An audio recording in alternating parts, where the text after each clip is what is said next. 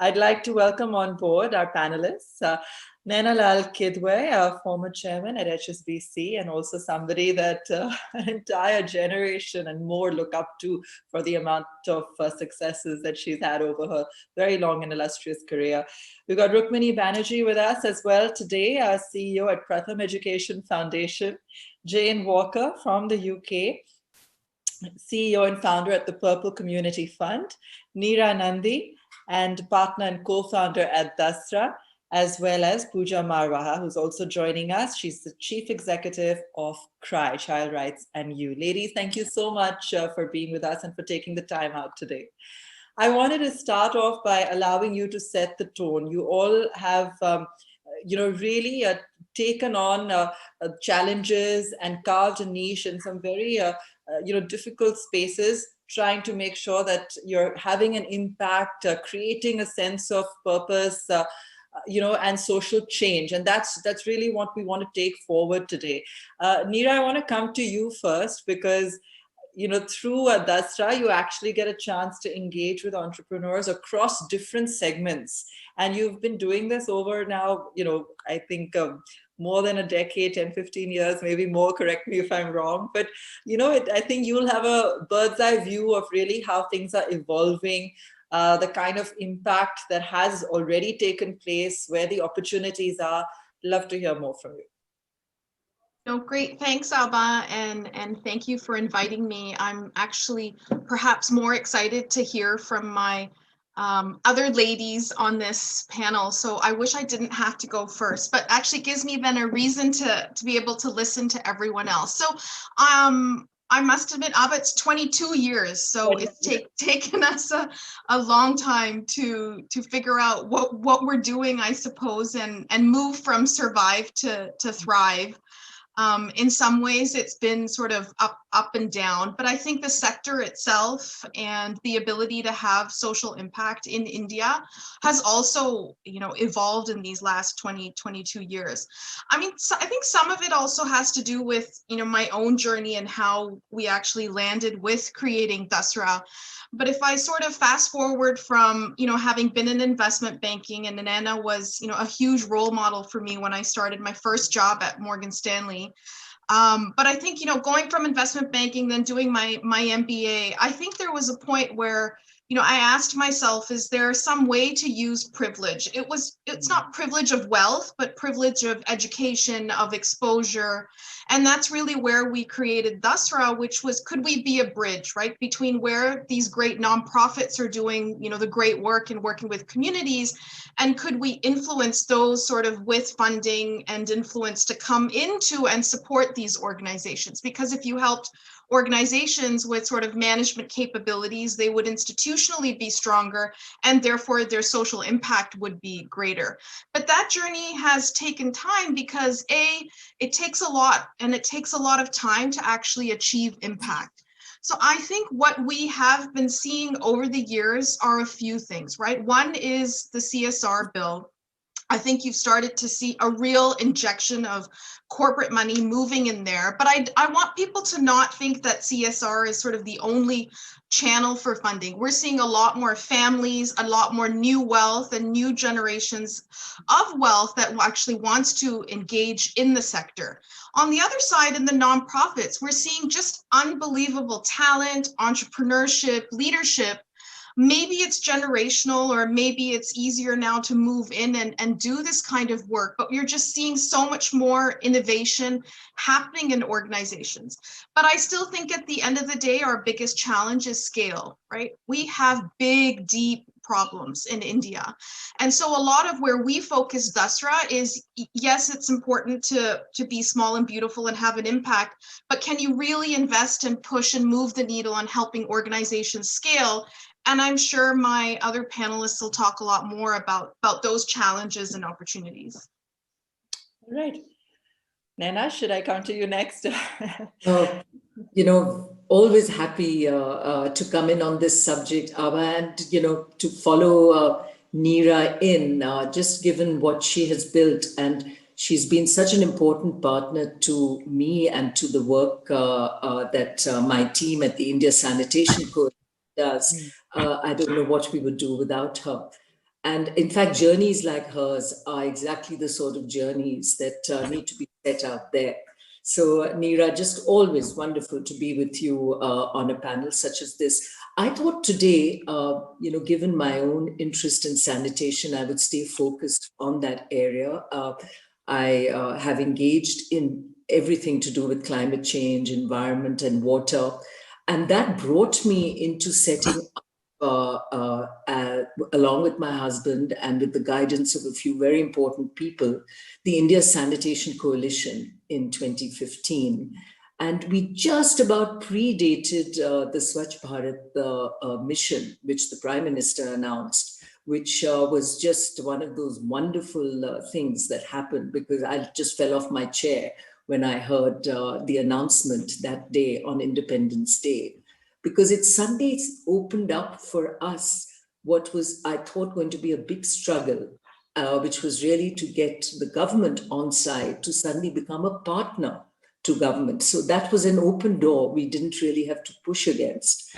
It was really rallying the troops behind that became critical.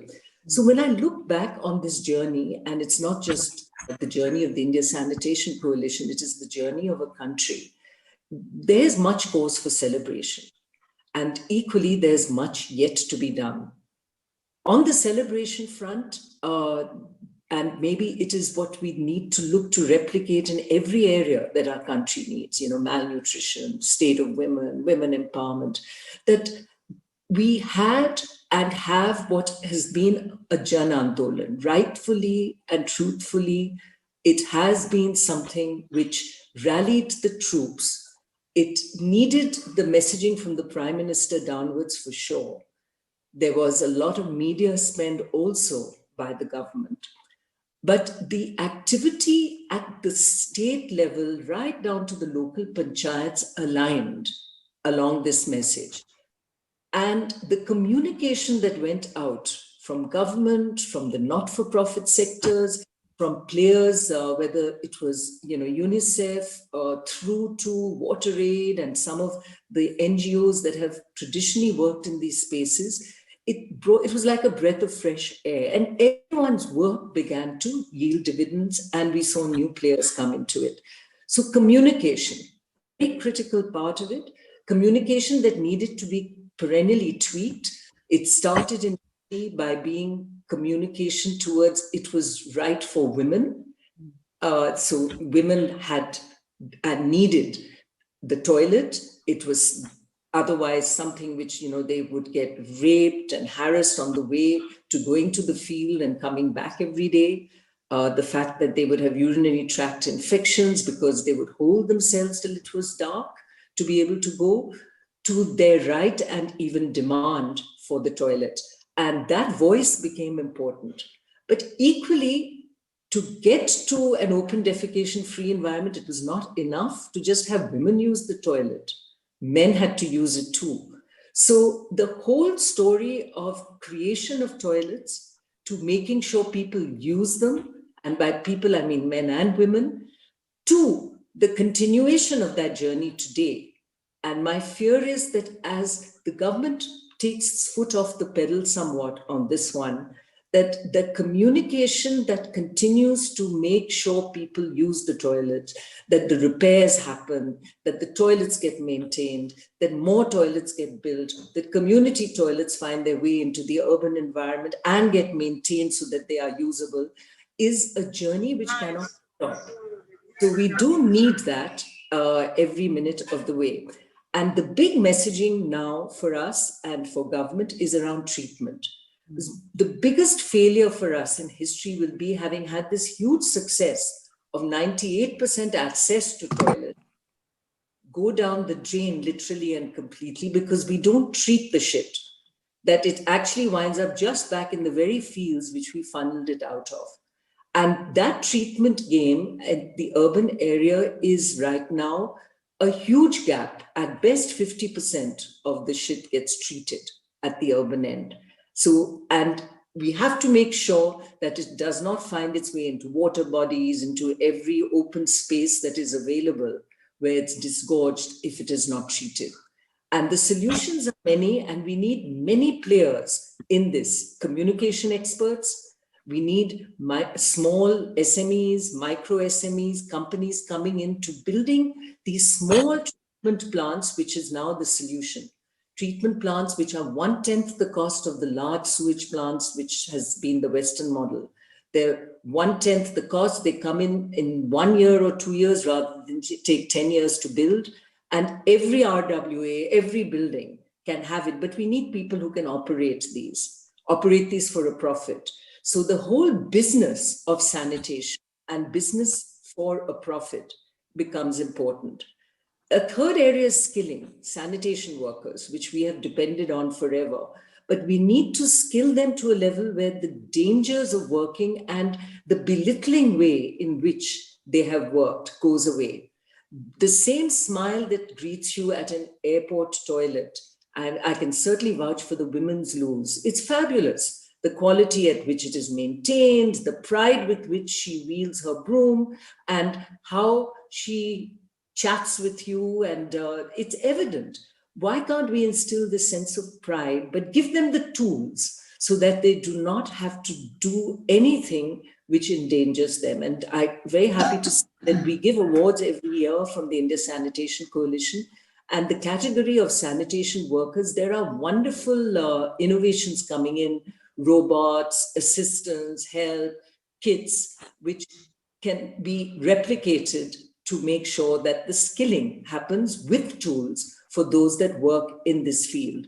So many areas of engagement, of always a need for funds, and not one that is easy to garner money for. But whether you're in education or in hygiene and nutrition, you need sanitation as a base to help in what you do. A school is no good if it doesn't have functioning toilets. A hygiene program where you're giving nutritional food to women and children is no good if it's literally going down the drain with diarrhea. So make sure that we have sanitation right at the base of everything we do.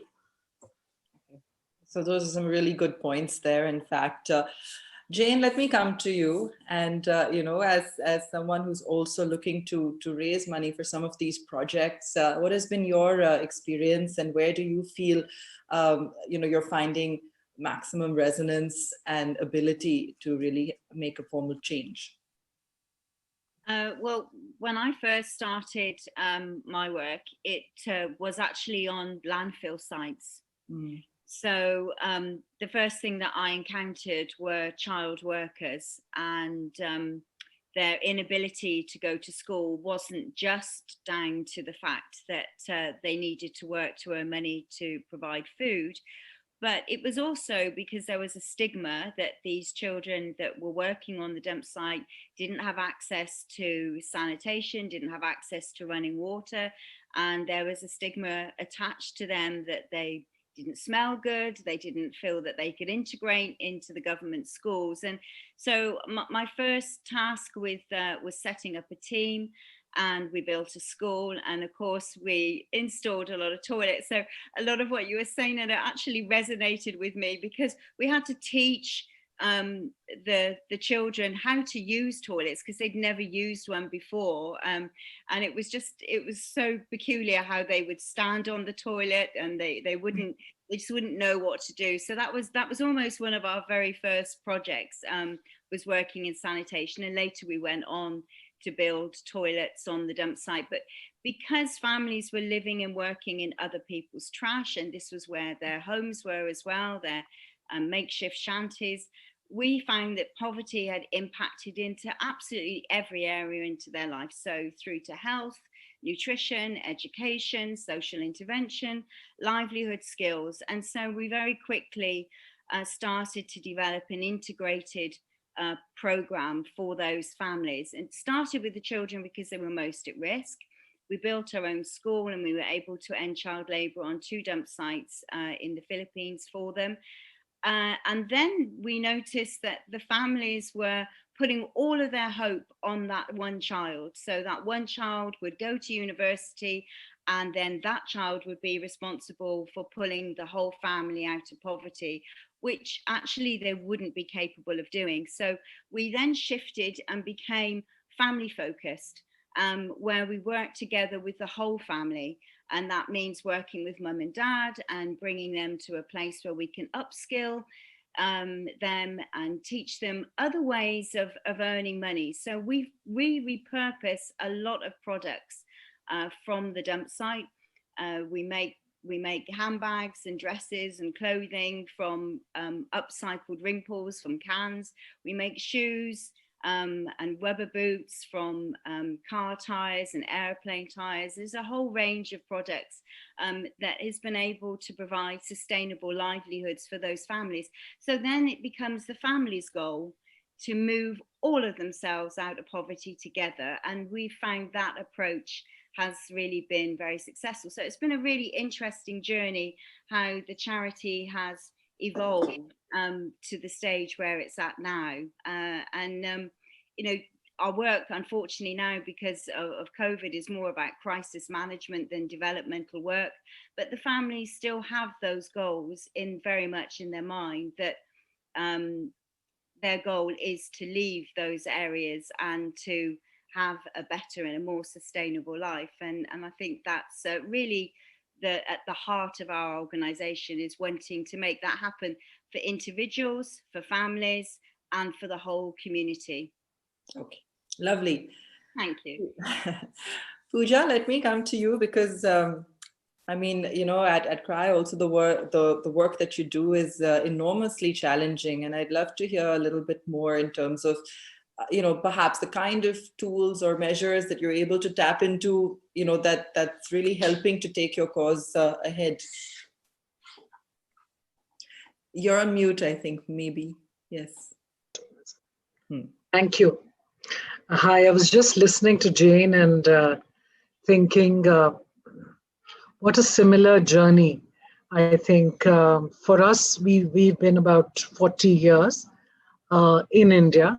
And CRY was created with the construct of the fact that there were underprivileged children in India, and there were a lot of privileged people with resources. And how could we create a sort of a bridge, as Neera said very evocatively, a platform where we could really seek to get each adult Indian to take action for children, to take responsibility for children, and actually act in different ways. And in our many years, we've seen people come from every walk of life. Either they've come in as fellows and run programs, or they've come in as volunteers, or they've come in as donors. And to us, I think, and to me personally, it's something that really excited me and probably kept me in CRY, was that here was a space, and here is a space that says that each one of us has to take responsibility. And there is space for each one of us. You know, and we are not judged by the fact that we were not born in poverty, or we don't have the right to advocate on their behalf. And in our journey per se, I think very similar to Jane's, we started purely with children. We started funding organizations that were actually absolutely looking at rescue measures. But part of our thinking was that we felt that there were very many great individuals and NGOs who were actually working in communities. So we didn't want to do it ourselves. So we always angel funded small organizations. So that's something that CRY has remained proud of, which is that we have funded, and hopefully many of them have gone on and become Magsaysay Award winners. Many of those organizations are much bigger than us. Yeah, that creating a change which stays behind became our desire. And that's what we now do. To make that sustainable change, Jane, like you said, we have realized we have to work with communities. We have to work with parents. We have to work with children themselves in the space of belief and building agency for themselves, because that change lasts. if I begin to believe that I, as a child of a Dalit or a, like Naina referred to, a sanitation worker, can actually be more, and this is not just what my goal is, then that is permanent change. And as we went that route, we realized that the third sort of pivot or support of permanent change was that we had to work with reviving government systems, that we were not going to be able to do this alternatively. As Naina said, when the government comes on board with something, you will immediately get the scale you're looking for. There is none of us who can individually find or scale an effort for, what are we talking about? In India alone, we're talking about 330, 40 million children just under the age of 18, right? And we can all do phenomenal work and, do...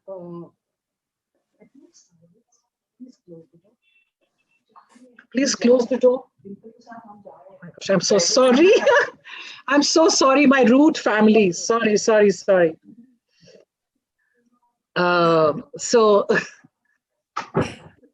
You were saying we can all do great work, but we can all do great work. But if we have to scale it, we realized we have to look at policy change. And interestingly, this came to us from our own partners, the people who we worked with, who said to us, we are a small NGO in 20 villages. You are a large national NGO and you're Indian. So somewhere you have to start looking at bringing the voice of the learnings that we are having in terms of translating it into policy. So that's how we got into helping create the Right to Education Act, or we work with about 19 states. And at each state, the work has to be at all the levels. Work with the state government as much as you work with your local duty bearers, your local school teachers, your local ICDS workers. So to me, I was actually, putting this together with, where we are going with this summit. And it struck me that even if we look at the work for children, we have in so many ways depended on women. If we look at the really active work that happens, it is the mothers groups that come up first.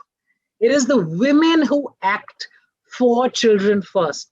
The men seem much slower. They may seem much more motivated by, if you talk to them about livelihood and farm, and then yes, they come into it. But really the driving force, and especially I've seen in our urban work, the driving force are women's groups. So it is amazing that actually in our work for children, for anything, when you actually dig, you will find that it is gendered in a way, but in a different way. It is really women who seem to retain the energy even in utmost poverty. Even when they are utterly deprived, they still have the spark of saying, let me put 10 rupees aside and make a small savings group. Let me make sure the kids are going to school. So it's, I think that there's just been so many learnings in these years about everything that I think we can do together. That's amazing. I think there's so many points that you brought up in what you said, and I'll come back to some of those in a moment, because it's really challenging work, and that I know that doesn't even begin to describe the years of achievements that you had, big and small. But there's a reason why everyone's not able to get into this space. Because it's one obstacle after the other, and I think you have to find it in you to really be on ground, dealing with different stakeholders, trying to get things done. So I'm going to come back to that. But Rukmini, let me also, allow you to kind of tell us a little bit about, about the space that you're in. And now that you heard everybody, whatever you'd like to share with us. Thank you so much. It's fascinating to hear how much common we have actually across the different sectors that we've spoken, common challenges as well, I think.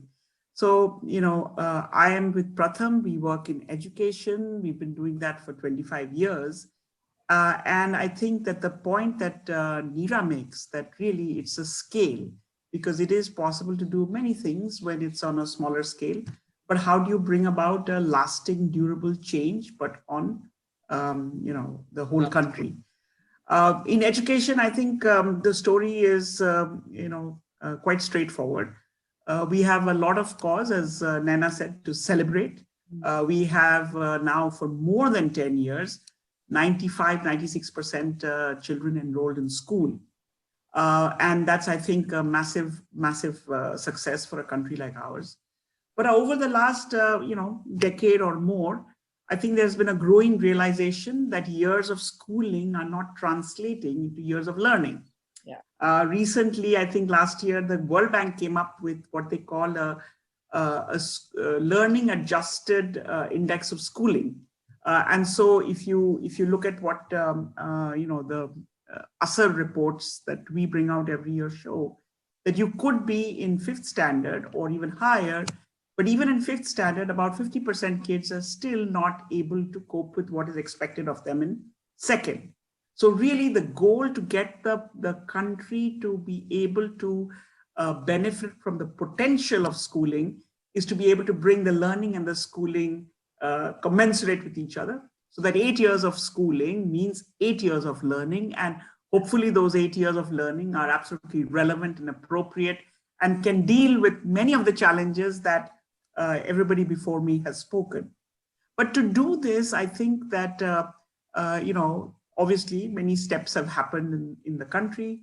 I think the key point, perhaps from 15 years ago or 20 years ago, was that there was a big national effort on ensuring schooling. Children who are out of school are very visible. You can see them in the field, in the traffic lights, and so on and so forth. And both parents, policymakers, planners, governments could focus on how do you get them into school. But I think as we dealt with the visible problem, you could feel the more invisible problem that children are in school, but they're not quite where they need to be. Parents felt it, teachers felt it. And so I think there was a big task to be done to make that invisible problem much more palpable for the whole country. And at some level, the ASR work that we have done since 2005, for those who may not be familiar, it's the annual status of education report, which basically it's done in every rural district in India. So almost 600 districts now. We did it every year till 2014, and now we do it every alternate year. Looks at, can children read very simple text, and can they do very simple arithmetic, just as a way not just of pushing national policy on this or state policy on it or district policy on it, but actually in a way to really involve everyone to understand what the problem is. Because our belief is that if you feel the problem and understand the problem, at all different levels, solutions will come up. If you just move on further, I would say that this, the National Education Policy, the new one, 2020, absolutely squarely brings this issue of foundational learning to the center of the thrust of the policy, and goes as far as to say that if foundational learning, basic reading, basic arithmetic, and such basic foundational things are not in place by primary stage, the rest of the policy is actually quite irrelevant. So I love it, because we've been working on this for many years, and lots to celebrate. We have now cohorts of children. Every age group in India is roughly 25 million. And if you go back and look even 10 years ago at 8th standard enrollment, you would see that we had about 11, 12 million enrolled in 8th standard. Today, that number is close to 24 million. So everyone is in school, or hopefully will be back in school as soon as this strange phase of our lives are over. And then I think the real challenge, and now backed by the national policy, is to see how you can increase this, the learnings that children have. And so, much of what we have done over the last 25 years has been both on uncovering the problem, ensuring that a lot of different people are able to grapple with the problem. So the ASR report, for example, is done by a different organization in every district in India. So massive collaboration across the board on, I think, on not just bringing the problem out, but also at sort of using data in a very, very simple way. My own background is a lot in measurement, so I love it when a sarpanch or a grandma says to me, "ये आंकड़े मुझे समझा दीजिए, ये आंकड़ों में से क्या दिखता है, ये आंकड़े मेरी असलियत के साथ लगे हुए हैं." That seems to me that that's a part of lifelong learning, that you're learning something new, even if you are. And then, of course, we've worked very hard at what could be a solution that could be applied in any context, whether it's in the community or in the school, and obviously working with largely with state governments, with city governments, to say that kids actually can learn this way. I mean, there's lots to learn, and that may take longer. Basic reading and arithmetic, frankly, couple of months of focus on it can be done if you put the grade level curriculum aside for a bit. So I don't want to take more time because I think there's a lot of interesting things, strands that are crossing across all of us. But obviously the key words, and Naina, I'm going to pick up from your C's: celebration, challenge, campaign, communication, collaboration. I think these are all words that are absolutely essential for really bringing people together for change on scales. Change, another C. Repeat those. No, that's actually awesome. Campaign, collaboration, communication, change, right? Celebration. Don't forget that one. And there was one more. We will come up with many more. So. You missed community. Yes. No, I just think that's such a beautiful description of what we're talking about. But I want to get deeper into this because, and I think you'll all have different aspects to cover on this. Is the task so daunting? And in what each of you have said, there are clearly milestones that have been achieved. There has been progress that's been made. Barriers that have been crossed.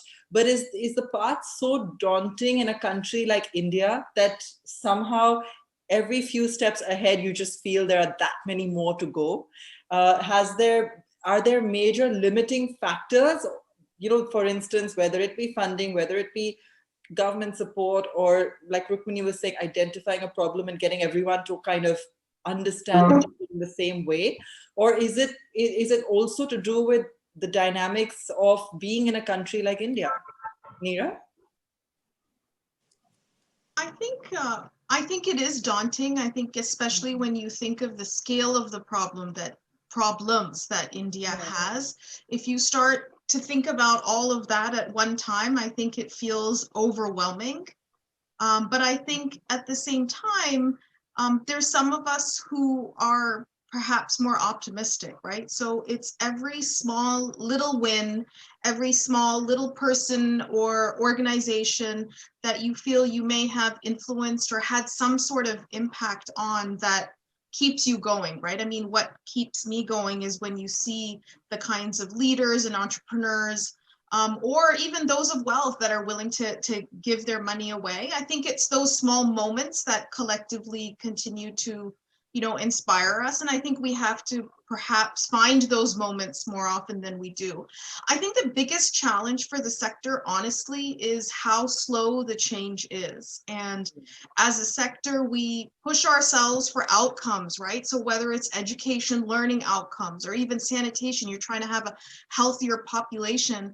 We haven't done enough to say what's proximate to the work we're doing, that there's a strong feedback loop that you can continuously galvanize people around and come together on. And in the for-profit world, it feels simple because everybody's aligned around we've got to make a profit.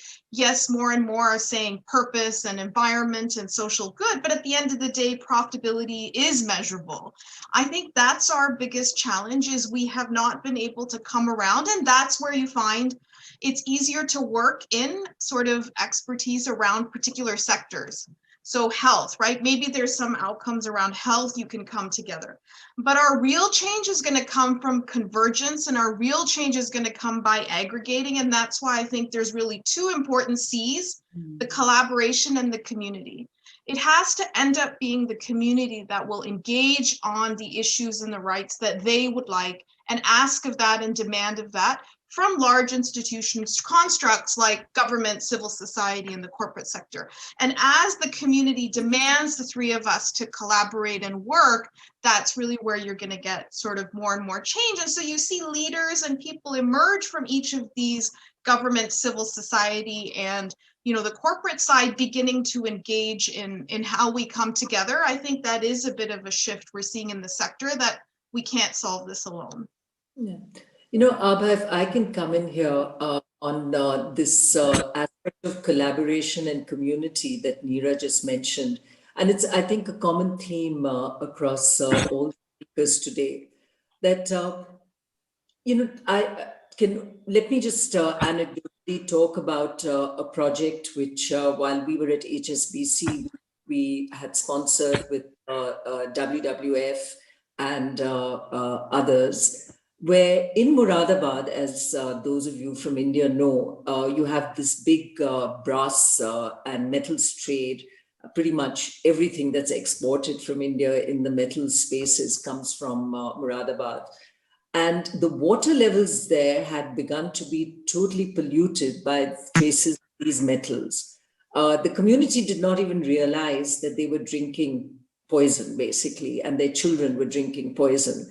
So what it needed was to galvanize the community to understand the problem that their fathers were creating in terms of the industries they were running and not managing the effluents. So it needed the partnership of the community, which was critical because they had to keep the project running even once it had started. In order to get them on side, it needed the studies and the work and the testing that the WWF provided. And most importantly, it required the state government, which we had a very dynamic district collector there who embraced this, and a woman, as is often the case, who embraced this whole messaging and took it to the community and banged away at it and made sure that everyone came together to manage the effluents in their own interest. So you get this ideal partnership of state, NGO, community, and it sustains, as against just working on one pillar. And I think that, if we take some of these examples forward, it's a great example. Another one, I do, whether it was Rukmini or in fact Jane, that women are so central to some of these programs. I mean, I'm certainly talking about the water and sanitation space. Everywhere where it has worked, it has been the community of women who've taken it forward. And I'll give you an example recently on sanitation in Jharkhand. They couldn't get enough of the masons, who were largely male, to take forward the toilet building program. So they trained, and it took, again, a woman, Aradhana Patnaik, who was the secretary at the time of the Swachh Bharat mission for the state, identified Rani Mistris. So the women in the state got trained to be masons to complete the task so the state could achieve the ODF target, the open defecation free target that was set for October 2nd, 2019. So livelihoods came through that. But the galvanizing and the ability of women to be masons is not something that's fully recognized. And you see this time and again in projects. We've seen this in Odisha now, where the 8 cities now have women groups that are working in the maintenance and the operations of the state utilities. So skilling, training, livelihood creation, and a lot of this activity is happening through the self-help groups that the country has. 10 million self-help groups, over half of which are funded by mainstream banking. They are already organized in groups where, from being beneficiaries of funding, we can move them into livelihoods, which enables them to, of course, repay their loans, and they have a very good track record at over 99% as is, but also gives them the economic benefit of running small businesses and being micro-entrepreneurs. So I'm a firm believer in the 2 messages which have come through a lot of the panelists today. Women can be a very central force for change, whether it's through the communication or through the actual galvanizing of the inherent talents they have. And on the other, the collaboration that must come with communities, NGOs, and the state in making things happen. Absolutely. Jane, would you like to add to that? And are there perhaps certain pockets, regions where the work is more challenging than others, given what we're talking about in terms of engaging stakeholders? Talking about sanitation, Naina, like I've come across a young lady called Mata van der Snow, who was trying to get a new model of toilet installed in the villages, I think in Rajasthan or somewhere. And I remember her telling me that it was almost impossible to get the local constituents to take her seriously and to give her the support she needed. Are there certain regions or pockets that prove to be a bigger challenge than others? For instance, are certain areas in the South more receptive to change, to learning? Jane? Yeah, most certainly. I found there was an awful lot of misunderstanding around families that live in those very squalid urban squatter area type developments. People had the opinion that the families that lived there were predominantly unemployed, they drank, they had far too many children, there was high levels of crime, they were very afraid to go to those areas. And even the vice president several years ago tried to dissuade me from working with the particular community, because said there are other more deserving people that are not working and living on rubbish dumps that you could help. And I found that the only way that I could really address that was to get to a very grassroots level and explain that the families that we worked with and the community that we worked with, we were full of admiration for them, because we found that they were extremely hardworking. They had options of how they could make a living. And some of those would have been resorting to crime. Some of those would have been trafficking children. Some of those would have been in prostitution. Some of those would have been begging, but they chose to live and work on rubbish dumps because that for them was a more honourable way of earning their living. And so we tried very hard to turn that opinion so that they started to look at the families with respect and not disdain. And that took quite a long time actually to break that. And I found even with many corporations and many wealthy companies that we were working with, they were relatively happy to give us some money, but they most definitely did not want to come and see the communities that we worked with. And we ardently appealed to them to come and see firsthand for themselves the families and the community that they were helping. And they would come with armed guards and clearly were very afraid. But once they had walked through the community with us, then their opinion started to change, because they could see that actually these were families just like themselves. The only difference is that they didn't have the same level of material belongings as they did.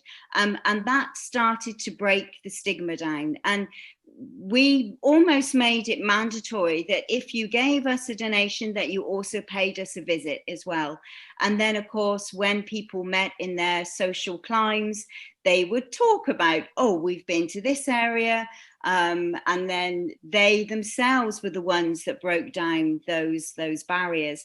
But in the beginning, it was really tough and heartbreaking as well, because we could see that the community just wanted somebody to give them a hand. They didn't want anybody to give them a hand out.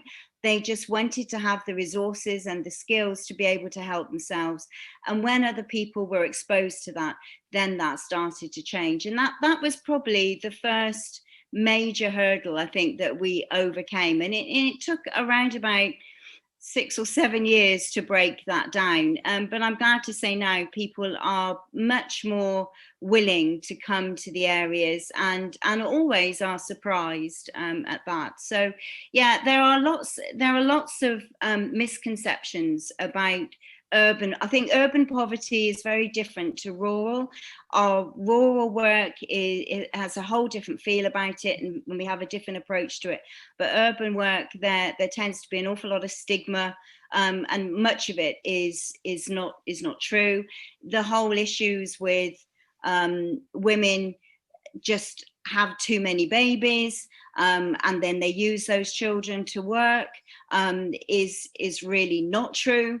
And then we have to explain and show that actually there aren't access to family planning, there aren't access to those things, and a woman will grieve the same way as a wealthy woman when she loses a child. There is no difference, and it's just bringing the humanity, I think, of the urban poor to corporates and to wealthy individuals, so that they can start to identify as human beings, fellow human beings. They just are in need at this moment in time. And I think when you can make that connection with corporations and with individuals, then you start to really work collaboratively together, not just funding, but also companies have a great deal of resources and skills that they can help NGOs on the ground become more efficient, can help them measure their work more effectively.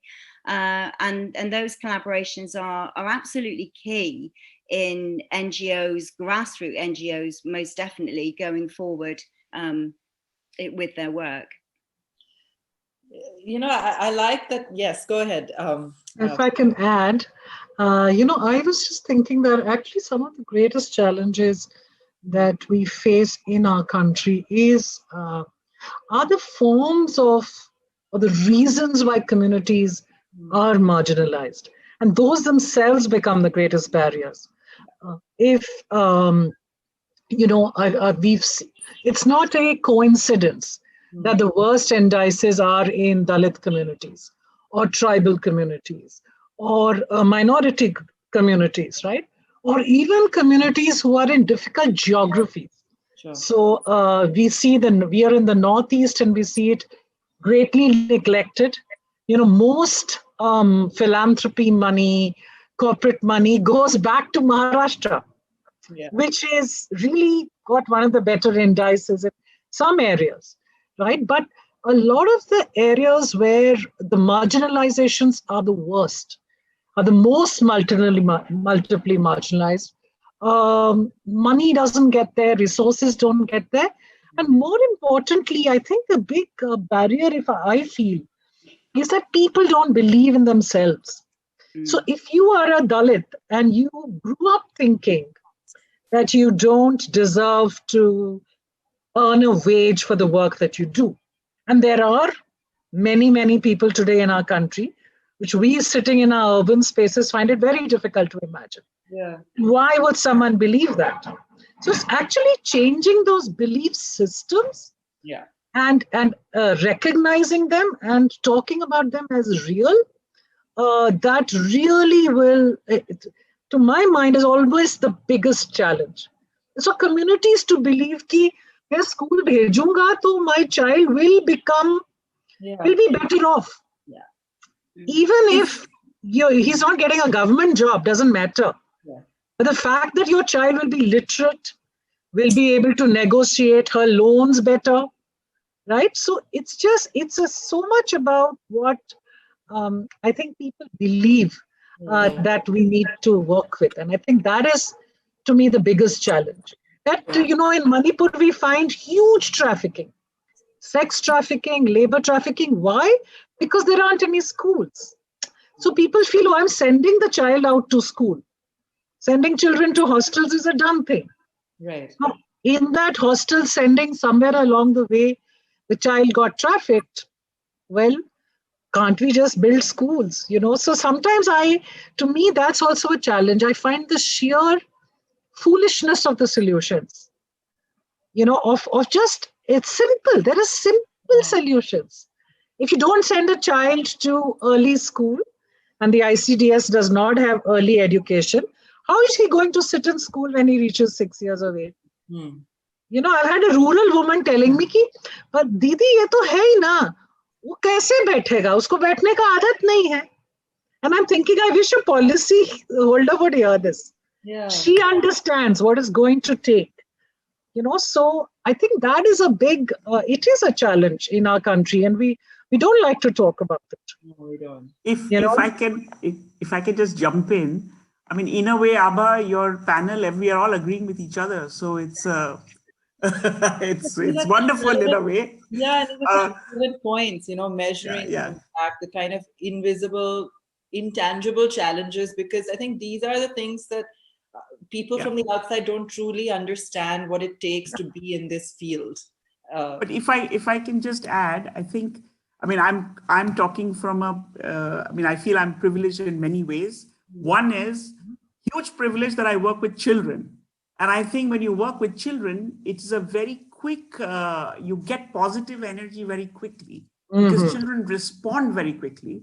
I think a second privilege that I have is that I work in education, where you can have local solutions, quite quickly, as opposed to larger issues where there is a much bigger investment to be done at a different level. And my third privilege is that I'm from Bihar. And I think that is a huge privilege because the context in which we have worked and seen, especially because there is a lot of backwardness, I think there is a lot of room to grow. And nothing, I think, fuels positive energy more than having some success. And at some level, if you start from way behind, you feel that success quite quickly. Even a small success is big. And I think across all of you, you'll agree that even though there are intractable problems, it's usually the toughest populations or the toughest geographies where you see the biggest spark of collaboration and interest coming forward. Yeah. But I'd like to talk just quickly connecting back to the scale issue, because I think that's an important, really important one. To me, it looks like, India is a very big place. Your whole state is a very big place. Very often large villages, when you say कि गांव को बदलने के लिए क्या करना पड़ेगा, गांव भी बहुत बड़ा है. But if you work it down to the unit, and to me, the mohalla is the unit at which where the aggregate and the individual kind of come together, where people know each other, and yet you're an aggregate, and you think about what will it take to change things here, then it seems like a much more manageable proposition. The second thing that at least we've learned, and maybe this is particular to the kind of work that we do, is that there needs to be some demonstration of success done by someone like me. बड़े-बड़े लोग आके बड़े-बड़ी बातें कहते हैं, करके जाते हैं, that is a different thing. But when my friend is able to actually teach the kids in my community how to read in 20 days, in 40 days, it seems like I can take a shot at it because it doesn't seem that tough. So how can solutions be implemented by people like me, like ordinary people? Because then that is very infectious. And again, that unleashes, small bouts of positive energy that build confidence that you can do more. The third is you need support. You're not alone. It's a country of billions of people. We have each other. We just need to know how to reach out to each other. And of course, it helps when things are aligned from top to bottom. I think Naina spoke about how different layers would align with each other. And so when you're leading a large campaign across, let's say, a system like UP, which has 130,000 schools, it really helps that every district magistrate knows what the goal is, the state level people know what the goal is, and the panchayat knows what the goal is. And the goal is a doable goal that even parents who are not very educated can understand. A couple of words that I just want to also throw into this mix. Chief Minister of my state, who at least in his previous regimes had done a lot for education and continues to have a very strong thrust on women and on girls, once said that the biggest problem is that you have to deal with jo log hain, jo nirasha ke masiha hain. And I think, Puja, you referred to this. Nirasha ke masiha, messiahs of despair. Nahi ho sakta hai. We are not able to do it. I think those are the mindsets that can be broken by these small packets of positive energy that then, if done together, can become big. And again, another saying from the same person was that, vikas vispot nahi hai. Development is not an explosion. It happens with these many, many small instances. And therefore, I think that it's important because that positive energy is very important at every level to drive you to the next step, to be the next bit more ambitious thing. And without that, you will begin to lose confidence in your endeavor. So what is it that can come in these small packets? I often think of the sachets that are hanging in the pawn shops. You know, sachets have taken over India in every which way. We need our own sachets. And then soon they'll be hanging in this colorful way, one after the other, that helps you feel like you can do it. I feel like it's in this work on a daily basis, you feel like you're on a roller coaster. Because there is this high. Yeah. There is this kid who's just decided, ab to main kar rahi hu. She just walked out and said, I will not get married. I will do this. I will. Yeah. And then on a daily basis, you also get to know, slightly more than other people do about what is horrible as well, right? There'll also be a 3-month-old rape. But so it's like a roller coaster, and you just have to, so I agree with Rukmini, you just have to get everyone to focus on what, putting the next foot forward. This can be done. Go ahead, Anna. I think, Rukmini, what you've said and in what Puja is endorsing is, I also think we don't celebrate success enough. Yes. And small and big successes. And there are wonderful examples around us all the time. I think one of the ways we've tried to do it through the India Sanitation Coalition and indeed the Water Mission, which I also chair, is by giving awards to those that have succeeded. And the results are phenomenal. I find that the awards, for example, we gave to the sanitation worker category, that the funding that they were able to get soon after, maybe not just because of what we had done, but because they're genuinely doing fabulous work, but just that little bit of recognition helps them along the way in terms of replication. And I don't think we document enough of these successes either, because we are always searching for some example from some Western model, which some NGO is trying to plonk down on us, when those examples are sitting right under our nose. Why isn't the success of an Orissa replicated in Rajasthan or in a UP or a Bihar? So that sharing of what is working in a local context, we could do much better in terms of documentation and dissemination of knowledge. And I can certainly say that we need to do more of this in the sanitation and water space. And we struggle because, we put it up on our websites and all, but then it's in English. How do we get it into other languages? How do we get it where it really matters? But then it also has wonderful success stories. And again, it's anecdotal. But a sanitation worker, the same Dalit communities that is being referred to, his father was a sanitation worker, grandfather was a sanitation worker. And do you know what this guy has succeeded in doing? And when he made the presentation to us at the jury at the awards committee, he didn't speak English. He came with a guy who was translating from Tamil to English for all of us.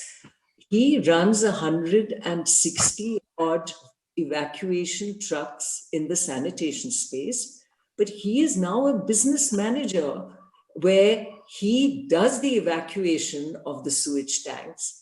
And because he is sensitized to the Dalit community and he employs and looks to their progress. So you can create out of the same circumstance that the individual was in, someone today who has made a business out of it, is profitable, and somewhere in that enabling environment and the municipalities in Tamil Nadu that he worked with gave him that opportunity, that first break that came, that enabled him to own a truck and then own several trucks and get on with running this as a business. So we have to look at what are those initial starting points that trigger that change. Self-belief is certainly something that you mentioned, but there is something else. It's often finance, it's a mentor, it's an NGO, it's an organization, it's one do-gooder. And those are the people we have to look for as well, who can then help to replicate and multiply these great examples. So, I think that's a fabulous point, because I think recognition can go a long way in changing the narrative. I would have thought, and I'm just curious, with the advent of social media and digital, and especially like today or in the last year when so much of it is online, do you see a shift at all, or is it just that media is still not covering? I mean, even if it was user generated or on ground people that are actually sharing stories, I mean, has there been any shift? And for those that are looking to perhaps get in and make a meaningful impact, what do you think stops them? The younger generation today wants to have a purpose. They want to be part of change, but yet, is it the fact that they feel that an NGO is not going to be as lucrative perhaps as a corporate career? Is it that they need to have a sense of purpose? Is it lack of recognition that it's just too much hard work? I mean, how can we inspire more people to really, engage and be part of these efforts on ground? Puja? Touched upon a favorite subject. Because, I remember when I wanted to move, I used to work with a bank. And when I wanted to move, I went to many NGOs who all threw me out, saying that, Aapko kya aata hai? And CRY was the only place where I came and they asked me, what did you know how to do? And I said, well, I'm an HR professional. So they said, okay, come and create an HR function. Oh, wow. So I think this construct of actually being able, and what I find in my daughter's school, college, etc., the understanding of what social work will require, development sector work will require from you in terms of both training as well as almost a resilience, actually, a clarity of what your purpose is and why you want to do this. That is something that is not made very freely available. At best, some of the stuff I can see is where young people are very it's a very romantic thing to do, right? I'm quitting my Citibank job and I'm going off to change the world. So, and it's not as simple as that, right? So when you hit the reality of poverty and you hit the reality of the fact that change can be slower, it becomes tough. But I think there are just so many niches and stuff for people to do. I think that is something that we as a sector are failing to communicate. There is not that you just have to come and, you don't have to teach children. Everybody's not a teacher. In fact, untrained people perhaps shouldn't teach underprivileged children, right? But that there is actually so much that can be done.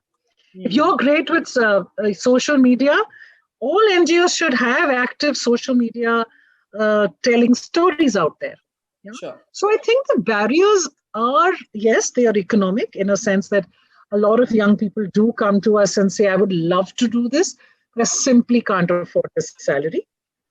There are those, but there is also another insidious thing I think that's been happening for the last 4 or 5 years, which is this narrative being built of, the social sector doesn't have impact indicators, they are not responsible. And there's an active, as we know, story about NGOs being the place where, proselytization is going on, etc., which is a very negative and very frightening image for us. I can tell you 10 years ago, if I told somebody I was from CRY, they would say, Acha. And today I remember in Banaras, someone told me, Aapka NGO theek hoga, lekin bade chor hai ye. So there has been a narrative built, I think, which is actually going against us. And that's the one we need to tell our stories, actually. It amazes me that, there's, for those of us who are here, we know the amazing change. We know the commitment of hundreds and hundreds of NGOs. And Neera must be getting, 20 applications a day. We vet so many NGOs. Yeah. And I can stand up proudly and tell you that each one of those is absolutely fine. So it's also about, I think actually giving the image of the sector of not being just a place where, no one's going to listen to you, but it's a place where there are actually new ideas and there are fresh entrepreneurs. There is just so much going on in every kind of space. And there are a lot of good stories out there if you take the time. Yeah, there are. Yeah. No, Abba, I think it's about society redefining what success is. And I think Yes. that's what Good one. we're beginning to see that change, right? Perhaps generations before, it was about make money, build some stability, and then you're supposed to do good, right? Then go and, do philanthropy or do charity or do some help. In fact, it was Dick Fisher, who was the former chairman of Morgan Stanley, when I was a small little analyst, and was like, oh, maybe we should raise some money and try and give it to NGOs. And we asked him, what are you doing now? Because he had just retired. And he said, I'm doing philanthropy, but I wish I had started making a difference when I was your age and when I was a lot younger, and wrote the first check to Dasra, right? He gave us $250,000 over the next 5 years to really get ourselves started. And so it takes people in a place to give you that mentoring, to help encourage you, because sometimes your family, especially in our Indian culture, we define success in a very narrow way. I think the more we broaden that, and to Nana's point, the more we celebrate, I think that's one side of the coin. I think there's another side of the coin that we are all in each generation, especially after my generation, is more and more being driven by purpose. And if you can get them early and bring them into an organization and support that sense of purpose and passion, I think you'll see many, many more wanting to move into the sector. We have not created great organizations with great cultures, frankly, in our sector. So the more we can do that, the more we build careers for people in the sector, the more I see, that move. I actually think COVID has helped. I know we haven't talked about it, and I think it's a larger challenge, yet opportunity, but I think it has been an equalizer, right? I think it has brought to us the invisible. It has built a common humanity where you see more and more people recognizing that we're in this together. We're going to have to help each other overcome, and we need each other to actually thrive as a society. I think you're going to see, a whole new generation, if not this existing generations, wanting to make more of a difference. Okay. I think there's a space also beyond just the NGOs, and that is the whole area of delivery of public services, public goods for profit. It doesn't and shouldn't be usurious profit. But why not enable all of these activities, provision of water, provision of rightful education, provision of sanitation, to people who can make money, which they reinvest in employing others to deliver these services. And I think we missed that engagement completely. We are looking to have people enter the business of sanitation. They have to engage with the municipalities on the ground. The municipalities have typically had a very dog-in-the-mangerish attitude to this. They don't give us the sanitation we require and deserve, but nor have they allowed others to enter it. So now finally that environment is opening up. I hope it's an enabling enough environment for players to come in to deliver us those services. And the price is agreed in advance so that it is not usurious. But the municipality has to then enable these bodies, these individuals, these companies, however they're set up, to deliver and not begin to get greedy later and try and change the contract and change the rules. And so let's look at this as a provision of rightful services across a very broad band, where the NGOs are there to ensure that right behavior, right delivery happens, that we can question. We can ensure that we galvanize communities against those that have to deliver the service, whether it's the municipality or the business that is attempting to deliver that service, so that the voice of the citizen comes through the NGO. The NGO doesn't have to be the one who does it because that's not their core competence, but that you create this environment where others can come in to deliver what we need. No, absolutely. Go ahead, Rukmini. Yeah, I think there is another angle to this. And I would also like to step out of the sector and look at it a little bit more broadly. What is the exposure that you have at different stages of your life in being connected to the community or the context in which you live? We find, again, from large-scale work in villages, we find a lot of youth volunteers who are willing to give a hand for a certain purpose and a certain project for a certain period of time. It's up to whoever is organizing this effort to give it the shape and the kind of systematic framework in which they can operate. And I think I agree with Neera that during this COVID time, we've seen a huge upsurge of kind of what I would call teach for your village. So you are somebody who's in 10th standard, your school hasn't opened yet, an hour a day for the 5 kids in your neighborhood. If somebody gives you, as I said earlier, a little bit of support and a little bit of a clear goal and a simple metric on which to measure yourself, a lot of people come forward. In schools, we don't learn how to do collaborative projects. You have to do an MBA before you learn how to do a group work. Whereas if you started this early in primary school, where you're judged not just on individual excellence, but on something that you've done together, something that is valued by people outside the books and the classrooms, I think you would develop this connectedness. I'm still hanging on to my C words, okay, to be able to do this. And I think that the more exposure of this type that you have early in life, the more likely you are to look for it and not think of it as a binary that I gave up and I did this, but yet you can combine. I mean, we are all constantly doing, some things that you have to do and some things that you want to do, and work it out in that way.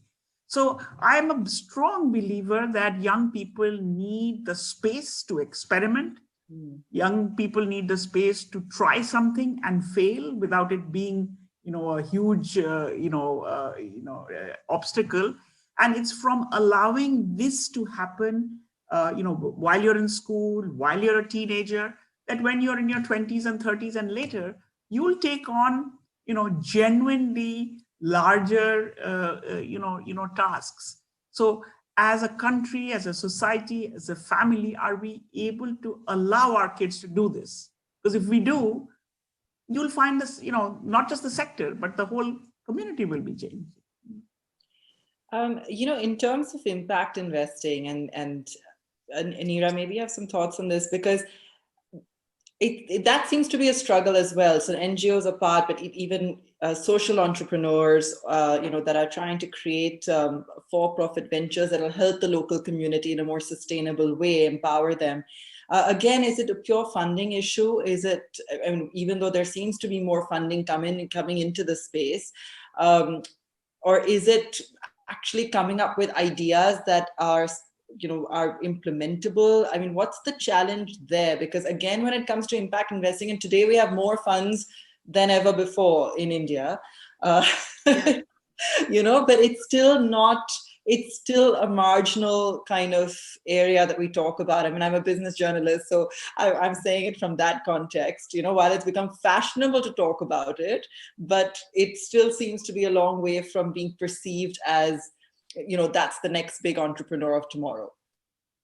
Yeah, no, I mean, I think there's been in the last decade a lot of, I would say, hype on impact investing. I mean, I heard somewhere that Reliance does impact. I mean, Reliance equals impact investing because they give so many jobs. So I think we all have our own definitions of it. But to simplify it, there are different, I believe approaching it with, there's different kinds of financing, and there's a spectrum, right? There's pure philanthropy all the way to capital markets and public markets. And that space is extremely wide on one hand. On the other hand, there has to be an understanding of the business model. Can the customer pay for the products and services themselves for what you are providing?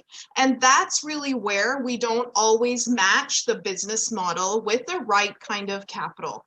And in India, our regulatory system doesn't allow for blended capital. So you get quite constrained in being able to have a model that can use philanthropy to help subsidize, to then build markets in the last mile for products and services to reach the poorest of the poor. So I think these are all the things that are mixed up. The more we can build capability of entrepreneurs to understand the model, then what you see now is actually, interestingly enough, hybrid models. So you'll see both a nonprofit and a for-profit. So let's say Under the Mango Tree is an amazing organization that sells honey. So they kind of work with farmers to help productivity. They sell bee boxes through their nonprofit, and through the for-profit, they actually do the distribution and selling. Yes. So you have many more innovations that are trying to address of how do you provide affordable products and services, I think thinking that through is really important on the entrepreneur and the organization side. On the other side, as funders, you either wear this for-profit hat or you wear a completely philanthropic hat and check writing. And it's that space in between that we need more flexibility. And we're seeing more and more families and philanthropists emerging with saying, oh, this is interesting. Can I have social impact and financial returns? But I also come from a bigger challenge that at some point there's a trade-off. I don't know if people will agree, but at some point to maintain a certain amount of profitability, you might compromise on social impact, but it's social entrepreneurs who will keep social impact and not necessary and lead with that rather than have a pure trade-off. I would just add that in the social impact space, what I think becomes important is the experimentation. The ability for new technologies, for new models to get tried through a social impact model is far easier than getting a whole NGO or even a philanthropist to buy into a new idea. So it's risk capital in the true sense, the same way as venture capital might work in the traditional business world. And that becomes a space that we could use a lot more effectively. We're also seeing social impact bonds. So it's not just about equity. We're seeing bonds being raised. Grameen Capital has done some interesting work on this in the country. They're small, but again, they provide for funding specifically for a purpose. And that purpose would be the purpose for which the bonds are raised. So whether it's education or nutrition for women or SDG, 6 or whatever. And that could also be an interesting way of looking at some of the funding. But I do fear that funding still remains a core issue for all of us in the sector. We haven't touched on it. I do fear that the environment in which NGOs are having to work in the country today is worrying. And it is something that requires addressing, because I'm a firm believer that we cannot move ahead on the agendas that are critical for the upliftment of the country tomorrow without the not-for-profit sector as partners. Government cannot do it on its own, and even do-gooder businesses or philanthropists cannot achieve this without the bridge which comes through the not-for-profit sector. We need the same voices. We need voices which are not seen as aligned. And we have to recognize that there's a lot of fabulous work happening out there from the NGO community, which, again, as I think Puja mentioned, needs to be addressed, because if some have got the community a bad name, we cannot throw the baby out with the bathwater in the process. All right. I think we're almost out of time, but before I wind up, I'd love to get a piece of advice from each of you, especially for young women, entrepreneurs or otherwise, those looking to make a difference, wanting to find their path, and maybe this is it. Just from your experiences, anything you can share with them that you think will help to inspire them in their way ahead and in their journey to perhaps having a more meaningful role in creating social impact. Jane? I think women need to always believe in themselves and know their goals, but be flexible enough to adapt those goals when the need demands it. But also to always remember to respect the people that they're working with. If they're working at a grassroots level, then it's really important to understand and respect those, to respect that community and understand what their needs are, and just never to give up. Because there are so many obstacles that come in your way, especially when you work in urban poverty. It's just usually one crisis after another, and it takes real tenacity to just keep going and staying with those goals and never really giving up. And I know that it's very simple words, but when we fully believe in ourselves and we fully hold those goals true to our heart, they will see us through the high times and the low times. So yeah, I encourage every woman to be involved in some way of giving back, whether it's volunteering or whether it's part of a mainstream job, because when it becomes part of our DNA, that's when we start to see the real social change happening on a global level. Puja, would you like to go next? Yeah. Oh, I don't know if I can even feel like even I can give advice. But I would say, the real challenge is in sort of believing in yourself, right? In being clear that what you're wanting to do in life, is that really coming from you, or is it coming from all the voices around you? I think we as women, whether it is the young girls of today, there is a very small section of society where you don't have those kind of voices. But almost everybody else, in terms of what your worth is, what your role is, to actually find your own path. It's okay to not want to have children. It's okay to not be a great cook. It just starts at very simple levels. And I think for young women, that is a constant, it's something that they need to get a hold of for themselves, to understand that they have to deal with it. They should make whatever choices they want to. I also, in a very selfish kind of way, want to say that, frankly, being in the not-for-profit sector has been the best ever thing as a woman. When I listen to friends from batchmates, friends from the corporate sector, I do think that we are far less gendered. And it's wonderful to actually work and be in CRY, be almost all women. And it really creates organizations, I think, that are humble and are willing to talk and are willing to change. So yeah, very selfish. Willing to change. Very. Okay. Rukmini, what about you? There's so many things to say, and so interesting to hear other people. I would say just a couple of things. Be curious. Don't hesitate to explore.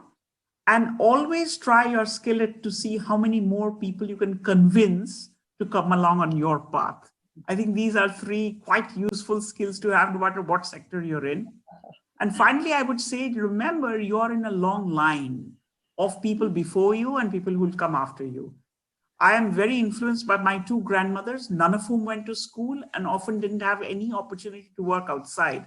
But they were our biggest propellers to fuel us to do more. So also think not just about what you'll do, but who else you will support and bring along, even if you're young today.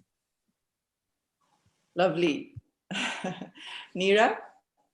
I'm going to go with additional C's. So I would say courage and coaching. So, find what gives you courage and remind yourself what that is in the downtime to overcome. And I think each of us as women need to coach and really support and be role models for others. Naina, let me have you share with us the last word. So just hearing these wonderful words of wisdom, I wish I had heard them when I was younger. But as someone who worked in the corporate world and now sort of dabbles in this space, I can only say that you can choose a path where you are indeed in a career that is much more conventional, but devote time, and very productive time. And I think Rupa mentioned about, the sort of HR skills that an NGO might need. And that was her starting point. Well, I have seen my HR colleagues in the bank devote their free time, their weekends, to helping with the microfinance institutions. Indeed, in Bandhan Bank, which has gone on to become such a big bank today, but when Chandrasekhar was starting up, he asked for support of it at an HR level. And I had young executives, men and women, giving their time and supporting the NGO as they went. So we can all, it's not just about the check writing. Every time precious training and skill that you have can be used somewhere. So reflect on it in terms of what grabs your heart, what is that skill, and make space for it, because God alone knows it helps you along the way. It is hugely gratifying. It makes you stronger.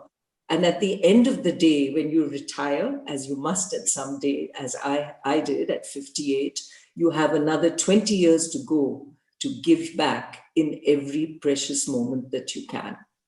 Oh, that's lovely. That's lovely. Wonderful. Thank you so much. I feel we really covered and touched upon a lot of different topics, and you all shared some really deep and valuable insight, and also reminded us that there's a lot to celebrate. I think your individual stories are an inspiration in themselves, and in the kind of work that you continue to do. But it was also good to sort of be reminded that there are all these mini successes that we should celebrate on a daily basis. And hopefully there will be many more that will join you on this journey and continue to create waves of change over the next few years. Thank you, ladies. Thank you so much. Thank you.